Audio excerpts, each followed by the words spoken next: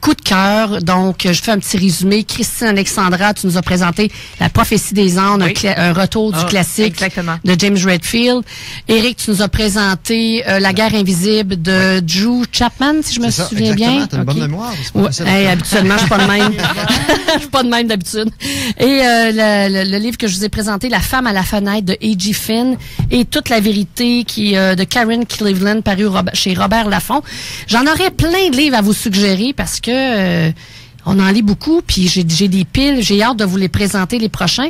Mais moi, la deuxième segment de l'émission, je tiens à toujours rencontrer un auteur qui nous inspire, et je vous présente ici Michel Morgan, qui est auteur de plusieurs livres. Oui, j'aimerais ça que tu nous... Écoute, tu es auteur depuis combien d'années? Ben, en fait, c'est plus de 30 ans parce que mon premier livre a été publié en 1979 à Montréal, aux éditions Libre Expression. Oui. Puis j'en ai 8 au total, mais Alain Williamson, qui est mon éditeur actuel, au Dauphin Blanc, oui. En fait, il a racheté les droits parce que moi, à une certaine époque, je me suis dit, je suis une has-been. Et mon mari disait, c'est mieux être une has-been qu'une never-been. Un jelly-bean. Oui. Mais en fait, c'est ça. Moi, j'avais racheté mes droits parce qu'il y avait beaucoup de monde qui m'écrivait sur Internet, sur mon site Internet, en Europe. Puis ils voulaient mes livres. Puis à cette époque-là, mon éditeur de Montréal les publiait pas en Europe. Donc, c'est ça. Alain me dit, c'est des classiques, t'es une pionnière en pensée positive. Je le réalisais pas. Mais après coup, je l'ai réalisé. En fait, que mon premier livre, Pourquoi pas le bonheur, c'était vraiment une espèce de renouveau là, au Québec dans ce domaine. Montre-le ta dernière édition de Pourquoi pas le bonheur qui est là. Oui, c'est intéressant parce que moi, mon grand rêve, c'est que ce livre-là, ça soit un livre de chevet chez les gens. C'est un livre de base. Tantôt, on parlait de la prophétie des Andes qui est au point de vue spirituel. Mon point de vue de penser positivement, de l'image qu'on a de soi-même. Pourquoi pas le bonheur, c'est comme une Bible. Et mon éditeur, Alain Williamson, a accepté avec les éditions Coup d'œil qui publient des best-sellers de leur permettre d'éditer ce livre-là qui est à moindre coût. En fait, si vous êtes membre exemple de Costco, il va être 6,95 et dans les librairies, il est 9,95. Wow. Donc, c'est une période limitée. C'est quasiment de valeur payée, ce prix-là, parce que il est vraiment plein d'enrichissement, là. Il est plein d'enseignements. Oui et non, c'est que moi-même, je dis aux gens d'aller dans les bibliothèques. Tantôt, Éric parlait qu'il était dans les bibliothèques, parce qu'on peut pas tout acheter. Mais ce que les gens me disent pour mes livres, en général, c'est, même si on le lit en bibliothèque, après, on va l'acheter parce qu'on veut l'avoir. Oui, c'est ça. Mais il y a beaucoup de gens qui ont mis en pratique, moi, ce que j'ai développé là-dedans, qui sont allés plus loin que moi, puis qui le donnent en cadeau. Ça, il y a rien qui me fait plus plaisir que de savoir que quelqu'un... Écoutez, j'étais dans une pharmacie il y a à peu près 1 an, puis la dame me dit que c'est sa mère qui était toujours de bonne humeur. Elle dit, moi, j'avais 16 ans, j'étais toujours en maudit. Je dis à ma mère, non, mais tu sais, à 16 ans, t'es dans l'adolescence. Mon Dieu. Là, sa mère, elle dit à sa mère, c'est quoi ton secret? Puis sa mère, il a donné... c'est le livre pour les ados. Pour rendre les ados de bonne humeur. Oui, puis elle me dit, je viens de le donner à mon fils de 18 ans. Alors, j'ai dit, ça me rajeunit pas, mais je suis bien contente. Écoute, t'es une auteure depuis plusieurs années. T'as été avocate aussi, hein? Je suis avocate. T'es encore avocate? Retraitée, OK. Je suis membre du barreau. J'ai fait ma carrière dans ça. À l'époque de Pourquoi pas le bonheur, le livre a eu tellement de succès. 100 000 copies qui s'est vendu, là. Peut-être 125 à l'heure qu'on se parle. Mais en fait, j'aimais mon travail. Moi, je travaille à la fonction publique et j'adorais ça du point de vue intellectuel. L'autre affaire, c'est que je voulais pas être associée à Madame Bonheur parce que je pressentais que ma vie, il y aurait des hauts, des bas, que j'aurais des difficultés à vivre. Donc, j'ai voulu aussi que chaque livre que j'écris, ça soit une inspiration, un goût et non une obligation. Moi, je voulais pas que les livres, ça soit mon pain puis mon beurre, mon gagne-pain. Et je comprends que pour certaines personnes, ça peut l'être. Mais moi, je voulais vraiment que ça soit un passe-temps. Puis j'écrivais quand j'en avais envie.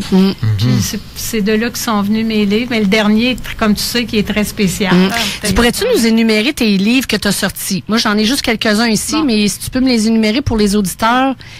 le premier qui s'appelle « Pourquoi pas le bonheur c'est vraiment le livre qui est le plus connu. Il y en a un deuxième qui n'apparaît pas présentement au Dauphin Blanc qui s'appelle « Les clés du bonheur que vous pouvez avoir en bibliothèque probablement ou dans les livres usagés. Sera-t-il édité à nouveau? Seul mon éditeur le sait.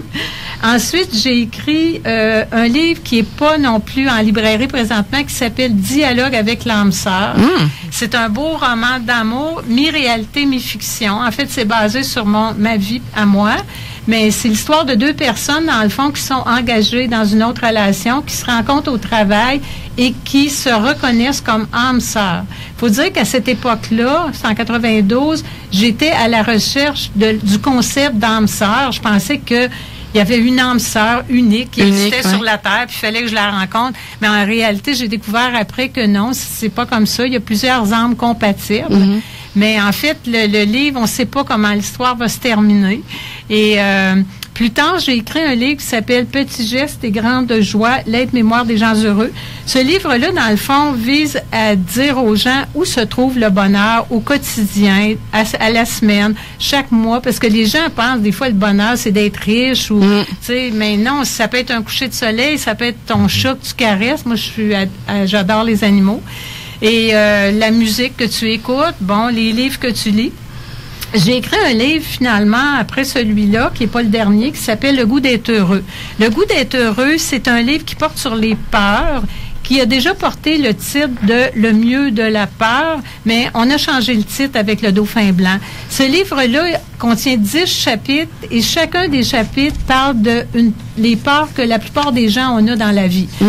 Peur de manquer d'argent, peur de la solitude, peur de la maladie, tu parles de la solitude, tu parles de les peurs qu'on a, la beauté du corps. La beauté, bon, ça, j'en parle énormément parce que moi, c'était mon obsession à l'adolescence. Complexée, j'ai pris du poids. D'ailleurs, j'ai réglé tous ces problèmes-là pour, après ça, aller plus loin dans mon cheminement spirituel. Mais oui, j'en parle parce que, surtout de nos jours, avec le culte du corps, les mannequins, tout ce qui... Moi, à l'époque, là, c'était... je regardais les revues comme...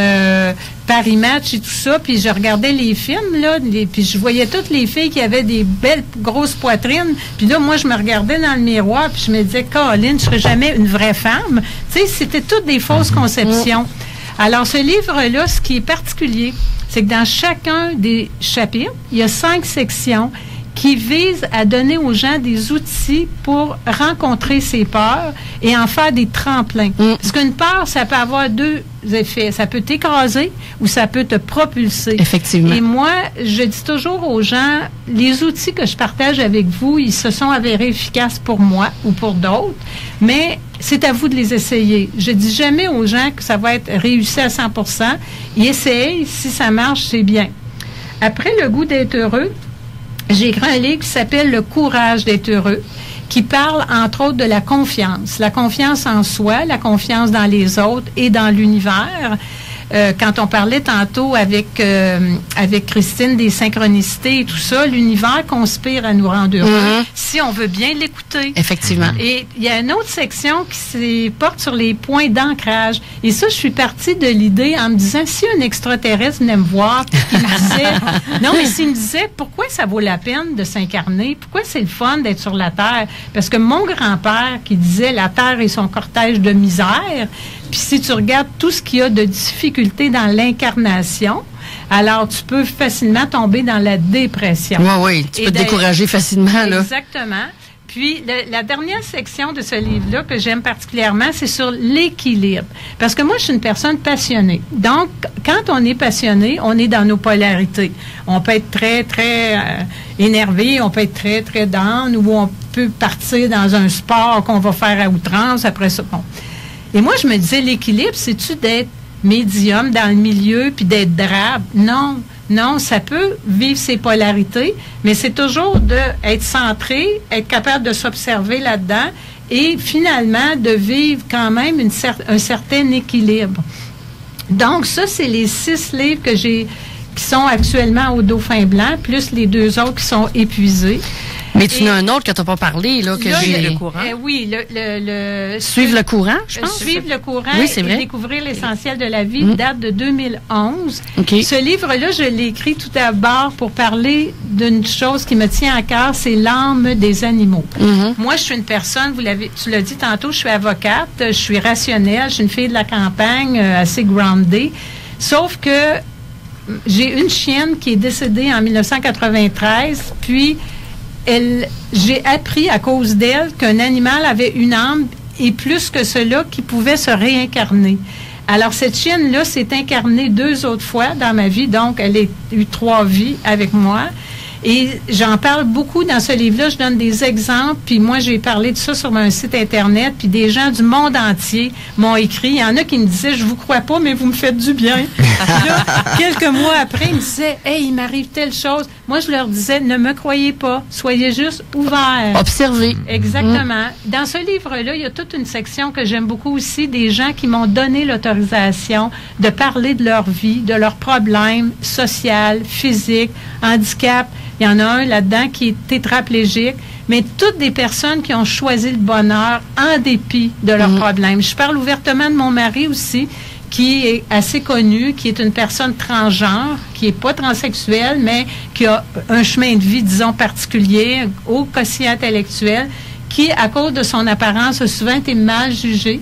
Alors, j'en parle ouvertement. Puis, il y a toute une section aussi à la fin, où je parle des objets, les objets fétiches, les objets qui nous tiennent à cœur. On dit, oh, objet, avez-vous une âme? C'est Lamartine qui disait, qui nous s'attache à notre âme et la porte à vous aimer. Alors, ça parle de ça. Ça, c'est... et le tout dernier, qui date de 2016, qui s'intitule La Belle de l'au-delà. Alors, ce livre-là, moi, je vais vous dire honnêtement, quand j'ai publié Suivre le courant en 2011, j'ai dit à tout le monde qui me connaît, c'était mon dernier. C'est mon dernier livre.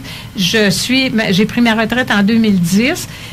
Puis ensuite de ça, j'ai dit, c'est fini. Pour moi, c'est le passé. Et en 2013, je me promène dans la forêt. Et là, il y a une âme que j'entends intuitivement qui me parle qu'elle est morte par suicide, puis elle veut que je raconte son histoire. Et là, je pense que je fabule, que c'est mon imagination. J'en parle à mon mari à la maison. Il me dit, suis ton intuition. 2-3 jours après, ça reprend de plus belle. Arrivé à la maison, j'écris quelques pages. Je mets ça sur une clé USB.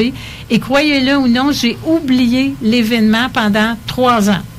Et c'est en 2016, un matin après déjeuner, que là, c'est venu tellement fort dans ma tête que c'était comme un film. Tantôt, tu parlais, quand on lit un livre, on se... Bon, là... C'est difficile à expliquer. Même moi, je savais pas ce qui m'arrivait. Et j'ai écrit ça d'un trait. Et en fait, je savais jamais ce qui était pour s'en venir. Puis c'est dans un style différent du mien habituel. Oui, parce que là, c'est un récit initiatique, un roman initiatique. C'est un récit. Mon éditeur vous dirait que c'est pas un roman parce que c'est basé sur un fait réel. Donc, c'est pas issu de mon imagination. Mais évidemment, c'est par le filtre de mon intuition. Donc, cette âme-là m'a contactée pour me demander d'écrire son récit. Je savais pas trop quand j'ai terminé. J'ai même pas relu. J'ai imprimé, j'ai apporté ça à mon éditeur qui a pas pu le lire tout de suite parce qu'il y avait des occupations. Mais depuis... J'ai eu la chance de parler au téléphone. Elle m'a parlé pendant 1 heure, France Gauthier, que certaines connaissent, qui est une journaliste qui maintenant donne des ateliers, qui a lu le livre et qui a connu cette personne-là avant qu'elle meure. Ben, elle me dit, j'ai aucun doute là que ça a été inspiré par elle. Et France donne des ateliers d'écriture inspirée en ligne et en personne. Moi, je l'ai fait en ligne. Et là, en faisant l'atelier, j'ai découvert que c'était de l'écriture inspirée que j'avais vécue. Puis là, on nomme pas le nom de la personne parce qu'elle est connue. Puis c'est le punch de la fin de l'histoire. Donc, si vous achetez ce livre-là, d'ailleurs, qui était notre livre coup de cœur de l'année dernière au club de lecture, on t'avait parlé au téléphone. C'est vrai. Donc, c'est ta 2e fois qu'on jase pour l'émission. Donc, on peut dire que t'es une chouchou. Notre chouchou. C'est notre chouchou. Donc, et sérieusement, ceux-là qui aiment les histoires spirituelles, bien écrites, La Belle de l'au-delà, là, si vous avez pas lu ça, là, dépêchez-vous parce que c'est vraiment... Moi, ça a été mon coup de cœur. Je l'ai lu, je pense, en une soirée, là, tellement que j'ai trouvé ça bon puis bien écrit. Surtout bien écrit. T'as une belle plume. Moi aussi, je vais vous dire, puis c'est pas narcissique, c'est que quand je lis mes livres passés avant celui-là, je les aime bien et je trouve que c'est bien. Quand je relis celui-là, j'ai l'impression de lire le livre de quelqu'un d'autre. Mais en fait, c'est ça qui est arrivé, c'est qu'elle m'a dicté. Puis moi, j'ai des personnages, choses que ça m'était jamais arrivé avant. Et oui, l'écriture est tellement différente aussi, mais elle m'a fait évoluer dans mon écriture, cette âme-là. Et j'éprouve une gratitude immense. Écoutez, j'ai fait le trip de ma vie. Je vous le dis, là, c'est un orgasme intellectuel. Non, mais tu sais, il n'y a pas de mots pour dire, parce que j'écrivais, puis j'avais des émotions. Je pleurais, je riais, j'allais lire des bouts à mon mari, puis il me disait, « Wow, c'est vraiment bien. » C'est pas mon genre de livre, là, mais c'est pas son genre de livre. Oui, parce que tu racontes l'histoire de ce qui se passe après qu'elle soit décédée. L'autre côté, qu'est-ce qui se passe? Ouais. C'est vraiment fascinant, vraiment. Et elle savait pas qu'elle pouvait continuer à vivre après la mort, parce que souvent, les gens qui se suicident, c'est pour se libérer d'une souffrance. Mais là, elle a comme eu la surprise de sa vie en réalisant la vie continue. Et là, elle a à traverser des épreuves, elle a des choix aussi à faire. Et donc, moi, j'ai appris beaucoup de ça aussi parce qu'il y a tous des endroits où elle va, des personnes qu'elle rencontre ou des entités, on va dire, que moi, je savais pas que ça existait. Donc, c'est vraiment fabuleux comme expérience. Puis même ceux-là qui ne croient pas à la vie après la mort, là, c'est bon. Tu sais, t'as pas besoin de croire là pour aimer ça là. C'est comme un peu, je dirais. Une intrigue. Ouais, c'est ça. Ouais, c'est ça.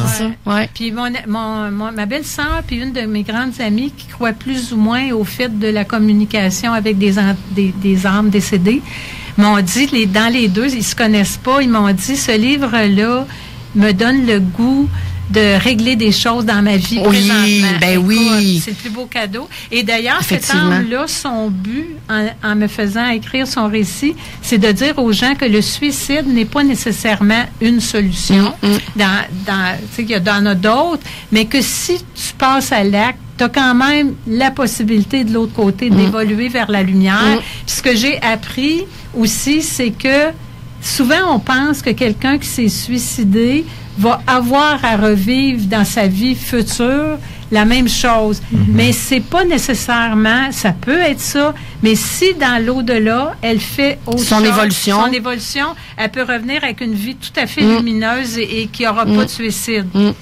Mais c'est un beau message. C'est vrai que quand on lit ce livre-là, on a envie de régler nos problèmes quand on en a, là. Tu sais, parce qu'on veut comme que ça soit réglé nos affaires avant de passer à l'ailleurs puis aller dans la lumière tout de suite, hein. S'il y a une lumière de l'autre côté, on l'espère. Écoute, on va te revenir après la pause parce qu'on veut parler de ton parcours. Là, tu nous as présenté tes livres, le sujet de tes romans et tout ça, dans ton dernier récit. Mais après, là, on veut aller dans ta vie, là. On va aller fouiner un petit peu qu'est-ce que tu as fait avant d'écrire, un peu ta vie personnelle aussi. Je pense qu'on peut y aller dans ta vie avec ton conjoint, ton mari, qui est quand même très fascinante, hein? Il y a beaucoup de choses à dire dans ton roman. Moi, je trouve que tu as été très courageuse dans tes livres. Tu racontes vraiment ton histoire avec ton mari, que je trouve que c'est très inspirant.